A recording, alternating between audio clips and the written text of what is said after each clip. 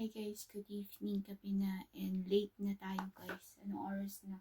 I think is around, anong oras na ba?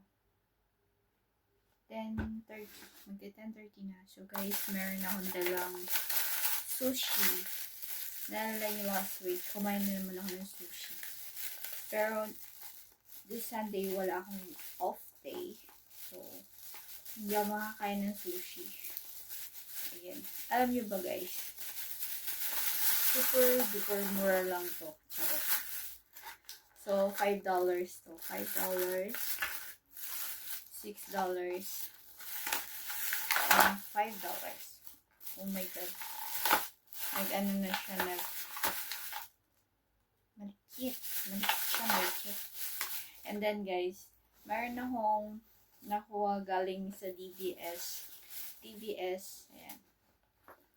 Ayan, DBS na, ang pangalan nito, mooncake. Ayan, galing siyang DBS na mooncake. Ayan. Ay! DBS mooncake. Ayan. Alam niyo ba, mahal to. Pag binili niyo. Lalo na yung mga original. And DBS.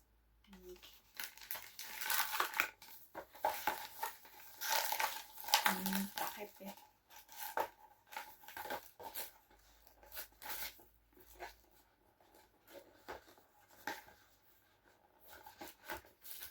So, yan. DBS mooncake. So, anyway guys, kain tayo. Pakita ko yung pagkain ko sa inyo. Wait lang.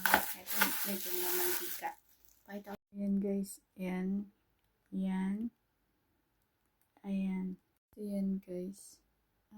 Malino. Ito na guys. Ayan.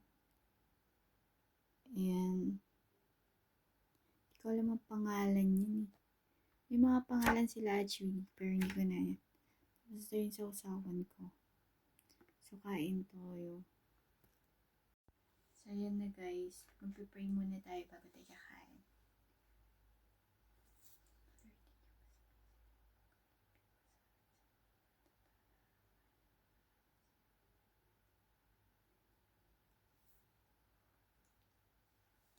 So, yan. Kain na tayo.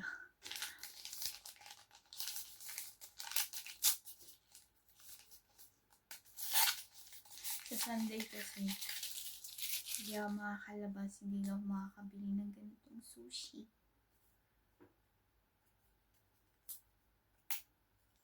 So, ayan na. Thank you, Lord. Unahin natin to guys. May luya dito, luya. Bibili sana ako ng luya kanina. Kaso yung luya, naubos na yung luya. Ang sarap pa naman ng luya nila.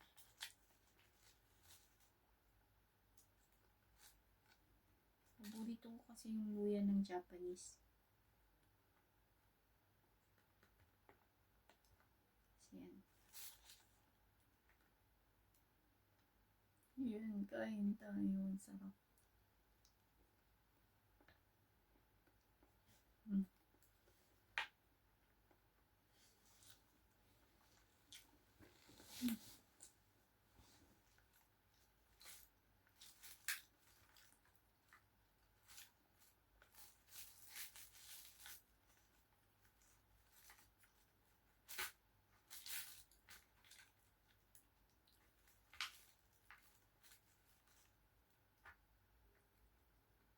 Ay, nagtuloy siya. Oh.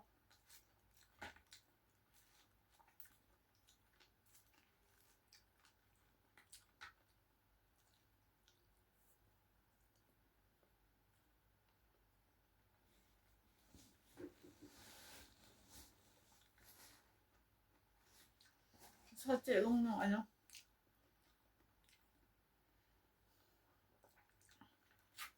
wasabi.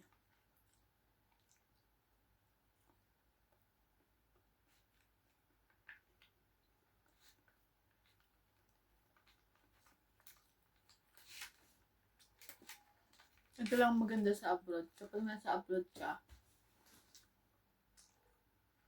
Bibili mo yung gusto mo.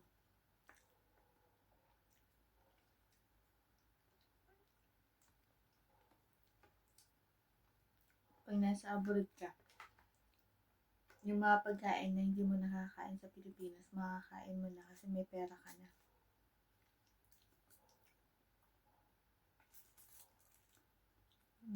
Sarap po.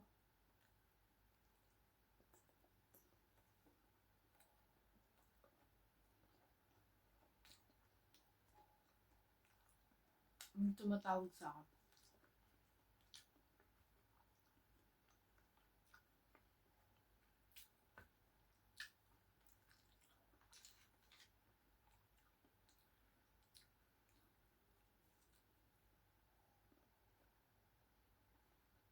Oh.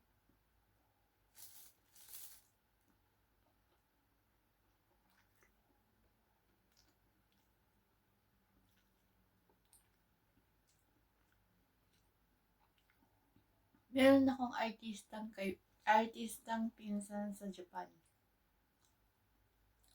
Pero hindi na siya nauwi sa Pilipinas.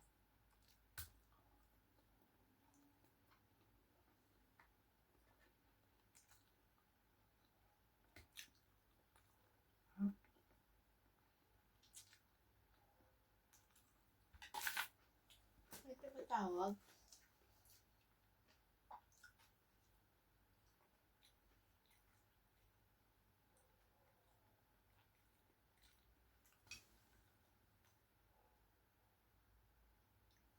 Connecting.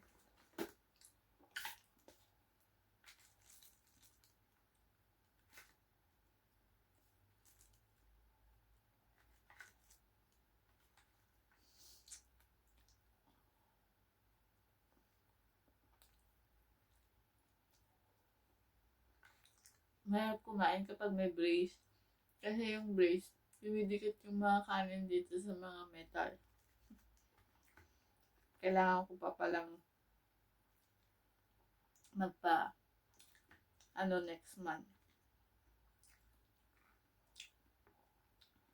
Magpapalit ng rubber. Dumikit na yung mga ngipin ko. Hawa ng Diyos.